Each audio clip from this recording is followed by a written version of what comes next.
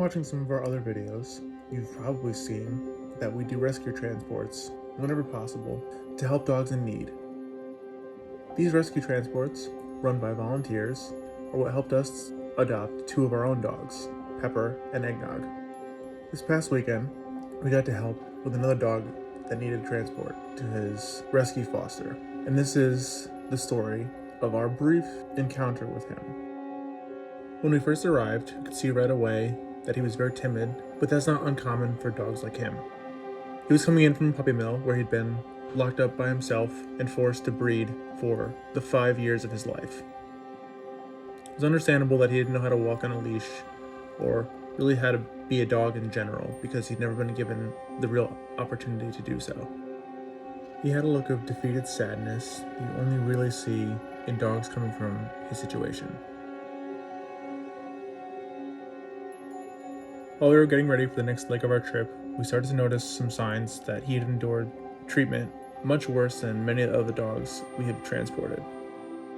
It's fairly common for dogs in his situation to be dirty, to have fleas or other bugs or infections, but you can see that his back and butt area had been shaved, which was suspicious.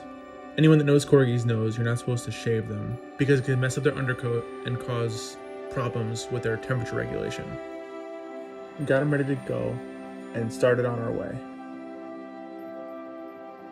But this dog wasn't even given a name, so we doubted that he'd ever gotten proper veterinary care.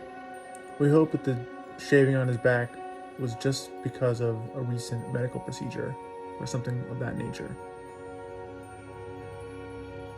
Transports just like this one happen all the time, sometimes with one dog, sometimes with several dogs all at once, trying to get them to a rescue or a shelter that will give them the chance to find a loving home where they can be safe.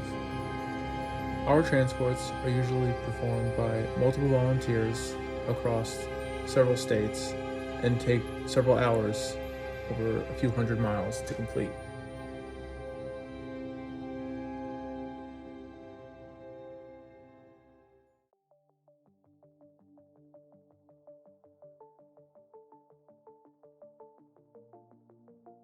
This little boy slept or sat quietly for most of the trip. Many of the dogs that we transport are often scared like him. They don't know what to expect. They've never had attention or love before.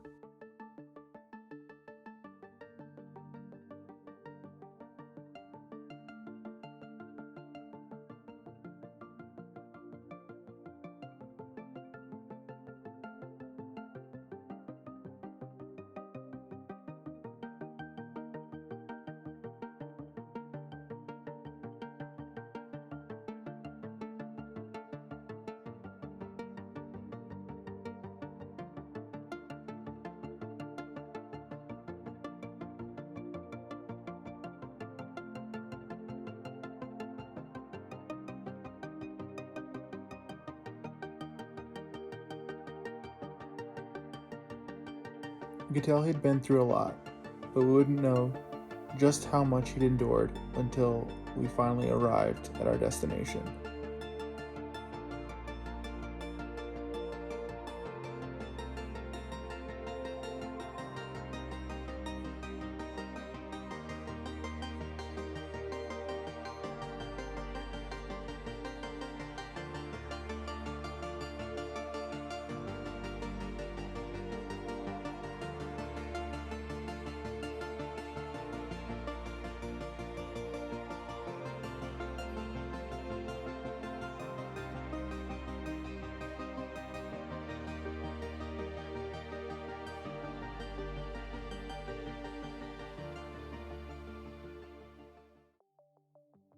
Dogs like him are still far too common in rescues all over the country. The only way that will change is if more people are aware of how dogs are treated in puppy mills and backyard breeding environments. Make sure if you buy a dog from a breeder, you do your research and ask lots of questions. It's always good to meet the parents, to see how they are, see what they're like, to play with them, and make sure that they're happy and healthy. That way you know that your puppy is coming from a responsible breeder, and it will keep dogs like him out of rescues because they're being neglected. We won't improve the lives of these dogs until we all work together to actively combat mistreatment and prevent people from treating dogs just like he has been treated.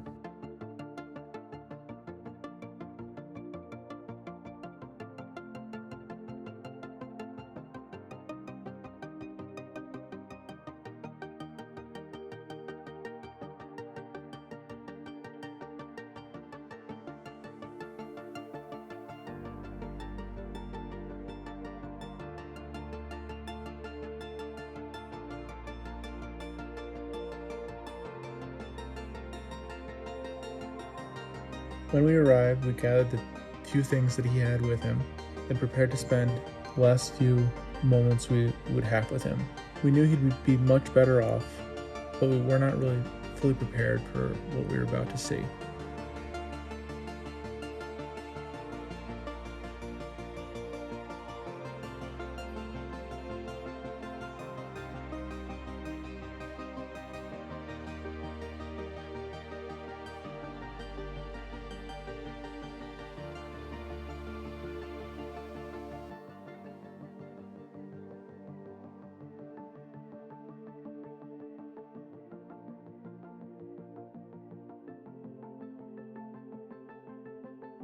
Soon we're going to discuss the extent of what was done to him, so we'll be very sensitive to descriptions and video of mistreatment. Please be aware that is coming up soon. This is the worst thing we've seen done to any of the dogs that we've helped transport in the several years that we've been volunteering.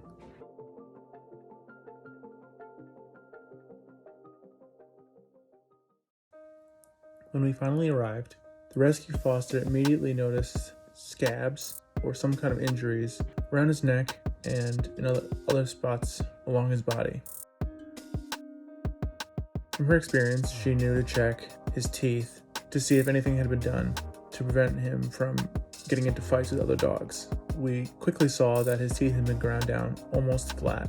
This is commonly done by puppy mill breeders to prevent their dogs from injuring each other when they get into fights. All the sores around his neck and on his back and legs were either from fights or from constantly wearing prong collars to keep him under control.